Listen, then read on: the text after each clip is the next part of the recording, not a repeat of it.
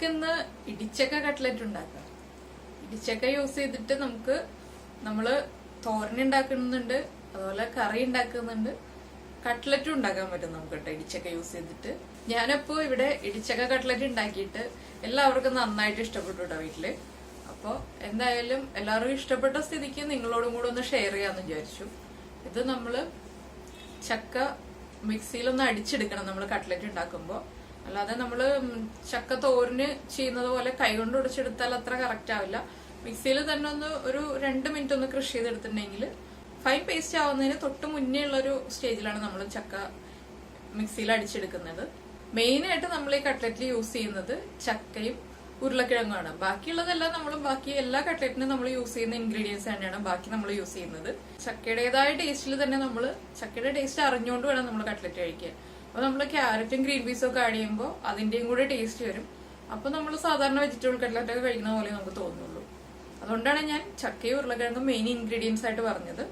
അതിന്റെ കൂടെ ബാക്കിയുള്ള ഇൻഗ്രീഡിയൻസ് എല്ലാം വേണം. എല്ലാവർക്കും അറിയാം ചക്ക കട്ട്ലറ്റിനല്ല എല്ലാ കട്ട്ലറ്റിനും വേണ്ട ഇൻഗ്രീഡിയൻസ് എല്ലാവർക്കും അറിയാവുന്നതാണ്. എന്തായാലും എല്ലാവരും ചക്ക കട്ട്ലറ്റ് ഒക്കെ ഉണ്ടാക്കി കഴിക്കുക. ഈ വേനലില് നമുക്ക് ഇടിച്ചക്കയുടെ സീസണിൽ മാത്രമേ നമുക്ക് ഈ ചക്ക കട്ട്ലറ്റ് ഉണ്ടാക്കാൻ പറ്റുള്ളൂ. അപ്പോൾ എല്ലാവരും ഉടൻ തന്നെ ഇടിച്ചക്കയൊക്കെ റെഡിയാക്കിയിട്ട് നമ്മുടെ വീട്ടിലുണ്ടെങ്കിൽ അത് ഉപയോഗിച്ചിട്ട് ചെയ്യുക. അല്ലെങ്കിൽ ഷോപ്പിൽ നിന്ന് വാങ്ങിച്ചിട്ടാണെങ്കിലും ഈ കട്ട്ലറ്റ് ഒന്ന് ഉണ്ടാക്കി നോക്കൂ. എന്നിട്ട് കഴിച്ചിട്ട് കമന്റ്സ് ഒക്കെ അറിയിക്കൂ. നമുക്ക് എങ്ങനെയാണ് കട്ട്ലറ്റ് റെഡിയാക്കുന്നതെന്ന് നോക്കാം. ഇടിച്ചക്ക കട്ട്ലറ്റിന് ആവശ്യമായിട്ടുള്ള ഇൻഗ്രീഡിയൻസ് നോക്കാം. നമ്മള് ചക്ക നന്നായിട്ട് വേവിച്ചിട്ട് ഉടച്ചെടുത്തിട്ടുണ്ട്.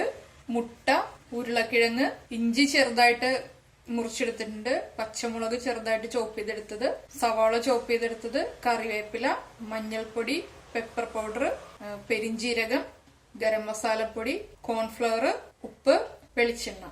ആദ്യം നമുക്ക് കട്ട്ലറ്റിന് ആവശ്യമായിട്ടുള്ള മസാല റെഡിയാക്കാം. നമ്മുടെ ചട്ടി നന്നായിട്ട് ചൂടായിട്ടുണ്ട്. നമുക്ക് ഇതിലേക്ക് വെളിച്ചെണ്ണ ഒഴിക്കാം.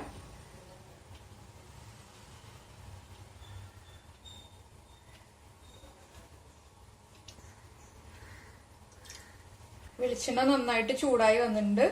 നമുക്ക് ഫ്ലെയിം കുറച്ചിട്ട് ചെറുതായിട്ട് ചോപ്പ് ചെയ്ത് വെച്ചിരിക്കുന്ന ഇഞ്ചി ചേർക്കാം.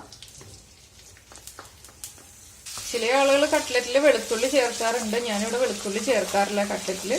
മീറ്റ് കട്ട്ലറ്റ് ഒക്കെ ആണെങ്കിൽ നമ്മൾ വെളുത്തുള്ളി ചേർക്കും. ഇതിപ്പോ വെജ് ആയതുകൊണ്ട് വെളുത്തുള്ളി ചേർക്കുന്നില്ല.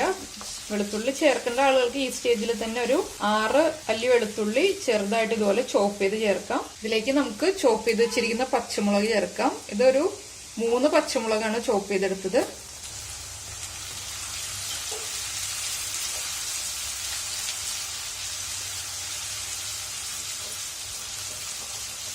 നമ്മുടെ പച്ചമുളകിന്റെയും ഇഞ്ചിയുടെയും ആ ഒരു റോസ് സ്മെല്ല് മാറുന്നത് വരെ നമുക്ക് നന്നായിട്ട് ഇളക്കി കൊടുക്കാം.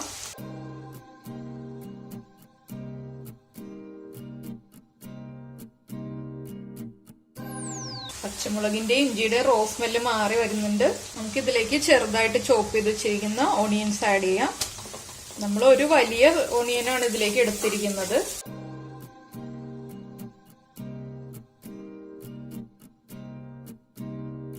ഞാനിപ്പോ ഇൻഗ്രീഡിയൻസ് പറഞ്ഞപ്പോ അതില് ബ്രെഡ് ക്രംസിന്റെ കാര്യം പറയാൻ വിട്ടുപോയി. അപ്പോ ബ്രെഡ് ക്രംസ് ഇല്ലാതെ കട്ട്ലറ്റ് ഉണ്ടാക്കാൻ പറ്റില്ലെന്ന് എല്ലാവർക്കും അറിയാം. 6 ബ്രെഡ് സ്ലൈസ് എടുത്തിട്ടാണ് ബ്രെഡ് ക്രംസ് റെഡിയാക്കി എടുത്തത്. അത് നമ്മളെപ്പോഴും ബ്രെഡ് ക്രംസ് യൂസ് ചെയ്യുമ്പോൾ തലേ ദിവസത്തെ ബ്രെഡ് വാങ്ങിച്ചിട്ട് പൊടിച്ചെടുക്കുക. അപ്പോൾ എപ്പോഴും ഞാൻ പറയാറുണ്ട്, നമ്മൾ ഇന്നുള്ള ബ്രെഡ് നമ്മൾ യൂസ് ചെയ്യരുത്. അത് വല്ലാതെ സോഫ്റ്റ് ആയിരിക്കും തന്നെയുള്ള ബ്രെഡ്. അതപ്പോ നമ്മുടെ കട്ട്ലറ്റിനൊന്നും കറക്റ്റ് ആയിരിക്കില്ല. നമുക്ക് ഒരു ദിവസം പഴക്കമുള്ള ബ്രെഡാണ് കട്ട്ലറ്റിന് എപ്പോഴും യൂസ് ചെയ്യാൻ നല്ലത്. നമ്മൾ ഫ്രഷ് ആയിട്ട് വീട്ടിൽ തന്നെ പൊടിച്ചെടുക്കുകയാണെങ്കിൽ അതാണ് കൂടുതൽ കട്ട്ലറ്റിന് നല്ലത്. നമ്മളിപ്പോ പാക്കറ്റിലുള്ള ബ്രെഡ് ക്രംസ് വാങ്ങിക്കുന്നതിലും നമ്മുടെ കട്ട്ലറ്റ് എപ്പോഴും പൊടിഞ്ഞു പോകാതിരിക്കാനും എല്ലാത്തിനും നല്ലത് നമ്മൾ ഫ്രഷ് ആയിട്ട് ബ്രെഡ് വീട്ടിൽ പൊടിച്ചെടുക്കുന്നതാണ്. അപ്പൊ ആവശ്യമുള്ളത് നമ്മൾ പൊടിച്ചെടുത്താൽ മതി. ഓണിയനൊന്ന് ചെറുതായിട്ടൊന്ന് സോട്ടായി വരുന്നാൽ മതി. വല്ലാതെ കളർ മാറി പോകണ്ട. ഇതിലേക്ക് നമുക്ക് പൗഡേഴ്സ് ആഡ് ചെയ്ത് കൊടുക്കാം. ഇതിലേക്ക് നമുക്ക് കുറച്ച് മഞ്ഞൾപ്പൊടി ചേർക്കാം. നമ്മള് ചക്ക വേവിച്ചപ്പോൾ മഞ്ഞൾപ്പൊടി ചേർത്തിട്ടുണ്ട്.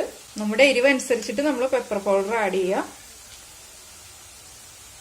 ഗരം മസാലപ്പൊടി, നമുക്ക് കുറച്ച് ഉപ്പ് ചേർക്കാം. നമ്മൾ ഉപ്പും മഞ്ഞൾപ്പൊടിയും ചേർത്തിട്ടാണ് ചക്ക വേവിച്ചത്. ബാക്കി നമുക്ക് ഈ മസാലയ്ക്കും ഉരുളക്കിഴങ്ങിനും ആവശ്യമായിട്ടുള്ള ഉപ്പ് നമ്മളിപ്പോൾ ആഡ് ചെയ്ത് കൊടുക്കണം.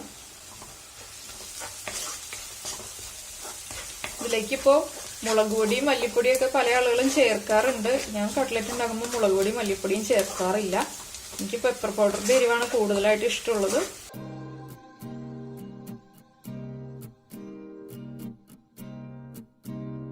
നമ്മുടെ പൗഡേഴ്സിന്റെ ഒരു റോ സ്മെല്ല് മാറി വന്നിട്ടുണ്ട്. ഇതിലേക്ക് നമ്മൾ ചെറുതായിട്ട് ചോപ്പ് ചെയ്ത് വെച്ചിരിക്കുന്ന കറി ലീവ്സ് ആഡ് ചെയ്യാം. നമുക്ക് മല്ലിയിലയും ചേർക്കാം ഇതില്. ഇപ്പൊ ഞാൻ മല്ലിയില ചേർക്കുന്നില്ല.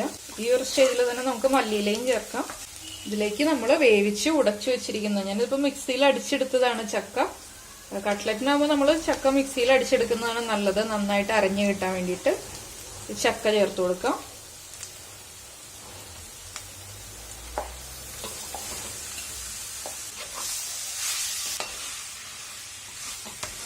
നമ്മൾ ഓണിയൻസ് സോട്ട് ചെയ്തപ്പോൾ മാത്രമേ ഹൈ ഫ്ലെയിമിൽ വെച്ചിട്ടുണ്ടായിരുന്നുള്ളൂ. പിന്നീടെല്ലാം നമ്മൾ ലോ ഫ്ലെയിമിൽ വെച്ചിട്ടാണ് പൗഡേഴ്സ് ആഡ് ചെയ്യുന്നതും ചക്ക മിക്സ് ചെയ്യുന്നതും എല്ലാം.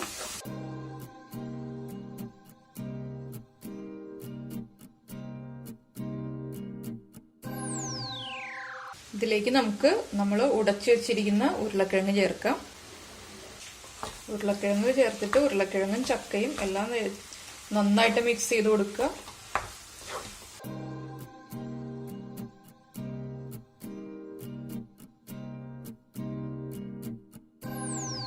ഇതിലേക്ക് നമുക്ക് കുറച്ച് പെരിഞ്ജീരകം ചേർക്കാം. ഇത് ഓപ്ഷണലാണ്. എനിക്ക് പെരിഞ്ജീരകം ഇഷ്ടമായതുകൊണ്ടാണ് ഞാൻ പെരിഞ്ജീരകം ചേർക്കുന്നത്. അപ്പോൾ പെരിഞ്ജീരകത്തിന്റെ ഒരു ടേസ്റ്റ് ഇഷ്ടമുള്ള ആളുകൾക്ക് പെരിഞ്ജീരകം ചേർക്കാം.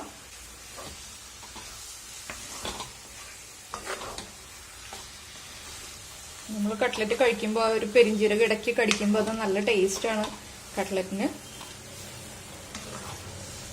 ഈ സമയത്ത് നമുക്ക് ഉപ്പും എരിവും എല്ലാം ചെക്ക് ചെയ്തിട്ട്, എരിവ് കുറവാണെങ്കിൽ നമുക്ക് പെപ്പർ പൗഡർ കുറച്ച് ആഡ് ചെയ്യാം. ഉപ്പ് കുറവാണെങ്കിൽ ഉപ്പ് ആഡ് ചെയ്ത് കൊടുക്കാം. ഞാൻ ഉപ്പ് എരിവൊക്കെ ചെക്ക് ചെയ്ത് നോക്കട്ടെ. കുറച്ച് ഉപ്പ് കൂടി നമുക്ക് ആഡ് ചെയ്യാം. കുറച്ച് പെപ്പർ പൗഡർ. നമ്മളിപ്പോൾ 1 ടീസ്പൂൺ പെപ്പർ പൗഡർ ആഡ് ചെയ്തിട്ടുണ്ട്. ഇത് നമുക്ക് നന്നായിട്ട് മിക്സ് ചെയ്യാം. നമുക്ക് ഫ്ലെയിം ഓഫ് ചെയ്യാം. ഇത് നമുക്കൊരു വലിയ പാത്രത്തിലേക്ക് മാറ്റിയിട്ട് ചൂട് മാറാൻ വേണ്ടി മാറ്റി വയ്ക്കാം. നമ്മുടെ ചക്കയുടെ മിക്സ് നന്നായിട്ട് ചൂട് മാറിയിട്ടുണ്ട്. ഇതിലേക്ക് നമുക്ക് കുറച്ച് കോൺഫ്ലവർ ആഡ് ചെയ്യാം. ചക്കയും പൊട്ടറ്റോ ആയതുകൊണ്ടാണ് നമ്മൾ കുറച്ച് കോൺഫ്ലവർ ആഡ് ചെയ്യുന്നത്. അല്ലെങ്കിൽ നമ്മുടെ കട്ട്ലറ്റിന് ഒരു ബലം കിട്ടില്ല. നമ്മൾ ഉരുട്ടിയെടുക്കുമ്പോൾ ചിലപ്പോൾ പൊട്ടിപ്പോവും. ഇത് നന്നായിട്ട് മിക്സ് ചെയ്തെടുക്കാം. നമുക്ക് നമ്മുടെ ഈ മിക്സ് ചെറിയ ബോൾസ് ആക്കി എടുക്കാം. നമ്മൾ ഒരു 2 മുട്ട ബീറ്റ് ചെയ്ത് എടുത്തിട്ടുണ്ട്. ഇപ്പോൾ നമുക്ക് ഏത് വലിപ്പത്തിലാണോ കട്ട്ലറ്റ് വേണ്ടത് ആ വലിപ്പത്തിൽ നമ്മൾ ബോൾ എടുക്കുക. അതിനനുസരിച്ച് നമ്മൾ ചക്കയുടെ മിക്സ് ബോളാക്കി എടുക്കുക. നമുക്ക് ഈ ബോളൊന്ന് എഗ്ഗിൽ ഡിപ്പ് ചെയ്യാം.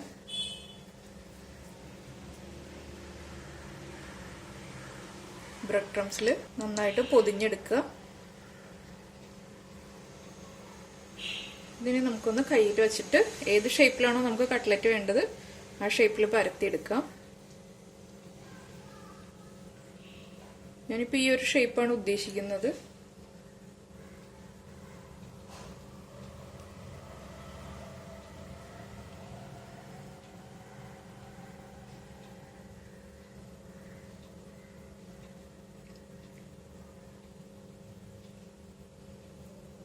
ഇത് നമുക്ക് ഒന്നുകൂടി മുട്ടയിൽ ഡിപ്പ് ചെയ്തിട്ട് ബ്രെഡ് ക്രംസിൽ കവർ ചെയ്തെടുക്കാം. നമ്മൾ 2 ലെയർ കോട്ടിംഗ് ആണ് കൊടുക്കുന്നത്. നമ്മൾ എഗ് കബാബൊക്കെ ഉണ്ടാക്കിയപ്പോൾ 2 ലെയർ കോട്ടിംഗ് ആണ് കൊടുത്തത്. അപ്പൊ നമുക്ക് ഒട്ടും നമ്മുടെ കട്ട്ലറ്റ് ഇപ്പോൾ പൊട്ടിപ്പോവില്ല. അതുപോലെ തന്നെയാണ് എഗ് കബാബ് ഉണ്ടാക്കിയപ്പോൾ ഞാൻ പറഞ്ഞിരുന്നു 2 ലെയർ കോട്ടിംഗ് ആണ് നമ്മൾ കൊടുക്കുന്നതെന്ന്. നമുക്കൊരു പ്ലേറ്റിലേക്ക് വെക്കാം. നമ്മൾ അടുത്ത ബോൾ ഇതുപോലെ ഉരുട്ടിയെടുത്തിട്ടുണ്ട്. നമുക്കിത് മുട്ടയിൽ ഡിപ്പ് ചെയ്യാം.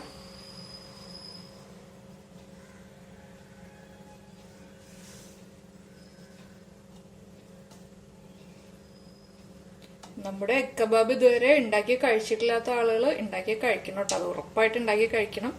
അതുപോലെ നല്ല ടേസ്റ്റ് ആണ് ഇത്. ഞാനിവിടെ ഉണ്ടാക്കി കൊടുത്തിട്ട് കഴിച്ചവരെല്ലാവരും അത്ര നല്ല അഭിപ്രായം തന്നെയാണ് പറഞ്ഞത്. അത് എല്ലാവർക്കും വളരെ ഇഷ്ടമായിട്ടുള്ളൊരു ഡിഷാണ് എഗ് കബാബ് എന്ന് പറഞ്ഞിട്ടുണ്ടെങ്കിൽ. അത് ഇതുപോലെ 2 ലെയർ കോട്ടിങ് കൊടുക്കാൻ മാത്രം നമ്മൾ എപ്പോഴും ശ്രദ്ധിക്കുക, അല്ലെങ്കിൽ മുട്ട ആയതുകൊണ്ട് തന്നെ പെട്ടെന്ന് പൊട്ടിപ്പോവും. അത് മാത്രം നമ്മൾ അതിലൊന്ന് ശ്രദ്ധിച്ചാൽ മതി. 2 ലെയർ കോട്ടിങ് കൊടുക്കുക എന്ന് പറഞ്ഞാൽ വലിയ ബുദ്ധിമുട്ടുള്ള കാര്യമല്ല.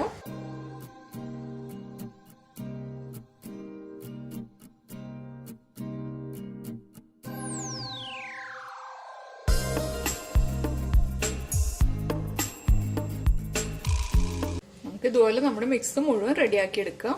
അപ്പൊ ഇതാ നമ്മള് കട്ട്ലറ്റ് ഫ്രൈ ചെയ്തെടുക്കാൻ വേണ്ടിയിട്ട് എണ്ണ വെച്ചിട്ടുണ്ട്. എണ്ണ നന്നായിട്ട് ചൂടായിട്ടുണ്ട്. നമുക്ക് നമ്മൾ റെഡിയാക്കി വെച്ചിരിക്കുന്ന കട്ട്ലറ്റ് ഓരോന്നായിട്ട് എണ്ണയിലേക്കിട്ട് ഫ്രൈ ചെയ്തെടുക്കാം. നമ്മൾ ലോ ഫ്ലെയിമിൽ വെച്ചിട്ട് ഫ്രൈ ചെയ്താൽ മതി, അല്ലെങ്കിൽ നമ്മുടെ ബ്രെഡ് ക്രംസ് വേഗം കരിഞ്ഞു പോവും.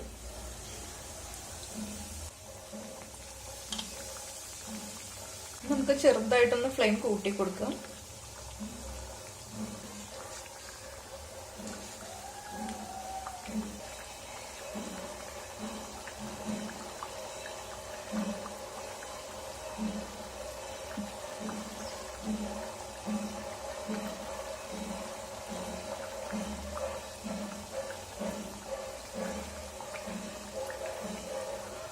നമ്മൾ കട്ട്ലറ്റ് ഉണ്ടാക്കുമ്പോൾ കട്ട്ലറ്റ് പൊട്ടി പോവുകയാണെങ്കിൽ നമ്മൾ ഇതുപോലെ ബ്രെഡ് ക്രംസ് ഉപയോഗിച്ച് കവർ ചെയ്തതിന് ശേഷം ഒരു 10-15 മിനിറ്റ് നമ്മൾ ഫ്രീസറിൽ എടുത്ത് വെക്കുകയാണെങ്കിൽ പിന്നെ നമ്മുടെ കട്ട്ലറ്റ് പൊട്ടിപ്പോവില്ല. ഫ്രൈ ചെയ്ത് ആദ്യം ഒരു കട്ട്ലറ്റ് ഫ്രൈ ചെയ്ത് നോക്കുക, എന്നിട്ട് പൊട്ടിപ്പോണ്ടെങ്കിൽ നമ്മളൊരു 10-15 മിനിറ്റ് എടുത്ത് ഫ്രീസറിൽ വെച്ചാൽ മതി. അങ്ങനെ ആകുമ്പോൾ ഒട്ടും പൊട്ടിപ്പോവില്ല. പിന്നെ ഇപ്പൊ നമ്മൾ 2 കോട്ടിങ് കൊടുത്തിട്ടുണ്ട് കട്ട്ലറ്റിന്. പൊട്ടിപ്പോവില്ല. അതിന്റെ ഒരു കവറിങ്ങിനൊരു നല്ലൊരു ക്രിസ്പി ആയിട്ടുള്ളൊരു ഔട്ടർ കവർ ആയിരിക്കും കട്ട്ലറ്റിന്റെ വരുന്നത്. നല്ല ടേസ്റ്റും ആയിരിക്കും. അപ്പോൾ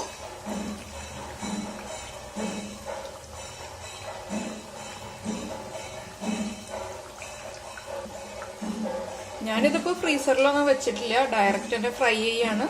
എന്താന്ന് വെച്ചിട്ടുണ്ടെങ്കിൽ ഇത് പൊട്ടിപ്പോവില്ല എന്ന് എനിക്ക് നല്ല ഉറപ്പുണ്ട്. ഞാൻ പറഞ്ഞിരുന്നല്ലോ, എഗ് കബാബ് ചെയ്തപ്പോഴാണെങ്കിലും 2 പ്രാവശ്യം കോട്ട് ചെയ്തു. 2 പ്രാവശ്യം കോട്ട് ചെയ്ത് കഴിഞ്ഞാൽ പിന്നെ ഇത് പൊട്ടിപ്പോവുകയില്ല. 2 പ്രാവശ്യം കോട്ട് ചെയ്യാൻ ബുദ്ധിമുട്ടാണെങ്കിൽ 1 പ്രാവശ്യം കോട്ട് ചെയ്തിട്ട് ഫ്രീസറിൽ വെക്കാം. ഇതിപ്പോ കൂടുതൽ ക്വാണ്ടിറ്റി ഉണ്ടാക്കിയിട്ട് നമ്മൾ ഫ്രീസറിൽ വെക്കുകയാണെങ്കിൽ നമുക്ക് ആവശ്യമുള്ളപ്പോൾ നമ്മൾ കൂടുതൽ ക്വാണ്ടിറ്റി ഉണ്ടാക്കിയിട്ട് ഫ്രിഡ്ജിൽ നന്നായിട്ടൊരു എയർ ടൈറ്റ് ആയിട്ടുള്ള കണ്ടെയ്നറിൽ അടച്ചു വെക്കുകയാണെങ്കിൽ നമുക്ക് ആവശ്യമുള്ളപ്പോൾ ഫ്രൈ ചെയ്തെടുക്കാം. പക്ഷെ ഇത് ഒരുമിച്ച് ഒന്നിന്റെ മേലെ ഒന്നായിട്ട് എടുത്ത് വെക്കരുത്. നമ്മളെപ്പോഴും വയ്ക്കുമ്പോൾ ഒരു വലിയ പാത്രത്തിൽ നന്നായിട്ട് സ്പ്രെഡ് ചെയ്ത് വെക്കാം.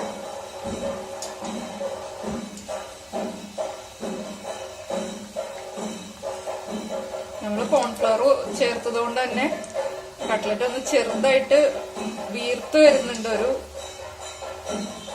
സാധാരണ നമ്മൾ കട്ട്ലറ്റ് ഉണ്ടാക്കുമ്പോൾ ഇതുപോലെ വീർത്ത് വരാറില്ല. ഇത് കോൺഫ്ലവർ ചേർത്തത് കൊണ്ടാണ് ഇത് ഇങ്ങനെ വരുന്നത്.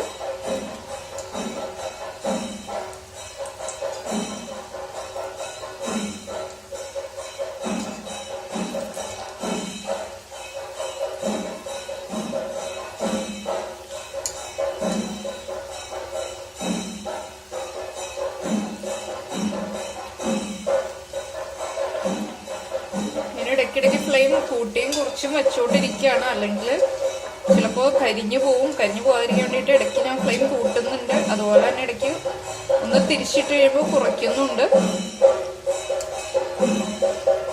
നമ്മുടെ കട്ട്ലറ്റ് റെഡി ആയിട്ടുണ്ട്. നമുക്കിതൊരു കിച്ചൺ ടിഷ്യൂലേക്ക് എടുക്കാം.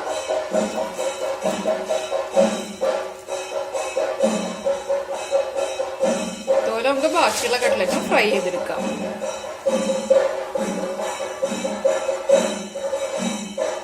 നമ്മുടെ ഇടിച്ചക്ക കട്ട്ലറ്റ് റെഡി ആയിട്ടുണ്ട്. അപ്പൊ എല്ലാവരും കട്ട്ലറ്റ് ഉണ്ടാക്കി കഴിച്ചിട്ട് ഇഷ്ടപ്പെട്ട് കഴിയുമ്പോൾ നമ്മുടെ കമന്റ് ബോക്സിൽ കമന്റ്സ് ഒക്കെ ആഡ് ചെയ്യുക.